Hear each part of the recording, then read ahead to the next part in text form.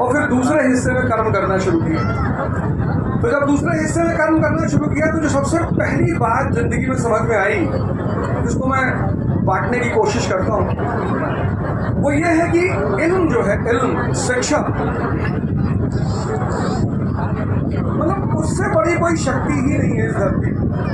कोई परिवार, कोई समाज, कोई कौम, कोई देश जब भी शक्तिशाली हुआ है, जब भी आप किसी भी व्यक्ति को ले लो, आप डॉक्टर बी आर अम्बेडकर को ले लो, भारत में, आधुनिक भारत में एक बहुत बड़ा नाम है, वो बहुत बड़ा।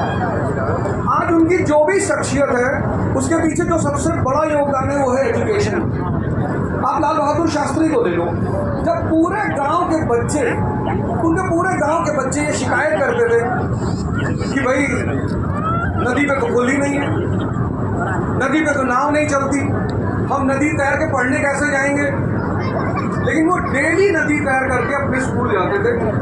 और जब पहली बार उन्होंने रेलवे के गार्ड का इंटरव्यू दिया तो जब आप लाइट दिखाओगे तो ड्राइवर को दिखाई नहीं पड़ेगी, तो ये नौकरी आपके लिए नहीं है। गार्ड की नौकरी हाथ से चली गई, राजनीति में आए और सबसे पहले बने रेल मंत्री। जब रेल मंत्री बने तो जिस साहब ने उनका इंटरव्यू लिया था उनको इस बात का एहसास हो गया कि मेरी तो नौकरी गई।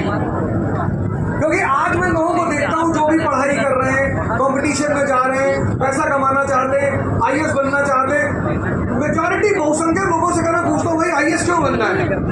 सर गाँव वाले बहुत परेशान करके रखते हैं हमको, गाँव वालों से बदला लेना है सर, अगर ये समाज नहीं हो ना तो आप कुछ नहीं कर पाएंगे। जो समाज आज आपको बुरा लगता है, आपको ताने मारता है, जिसको भी जिंदगी में ताने नहीं मारे गए वो इस जिंदगी में कुछ कर ही नहीं पाए। शाहरुख खान साहब का एक बड़ा प्यारा डायलॉग है, वो अपने वालिद के बारे में कहते हैं कि जब वो अपने वालिद से कहते थे कि लोग मुझसे कहते हैं कि तुम कुछ कर नहीं पाओगे, तो उनके वालिद उनसे कहते थे जो कुछ नहीं करते वो कमाल करते हैं।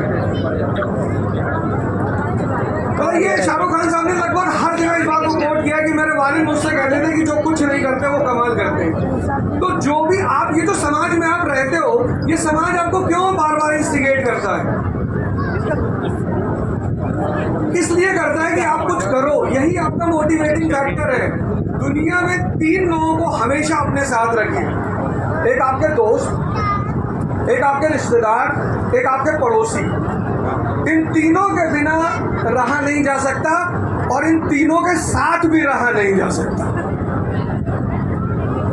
इन तीनों की सबसे बड़ी खूबसूरती यही है, रिश्तेदार, दोस्त और पड़ोसी।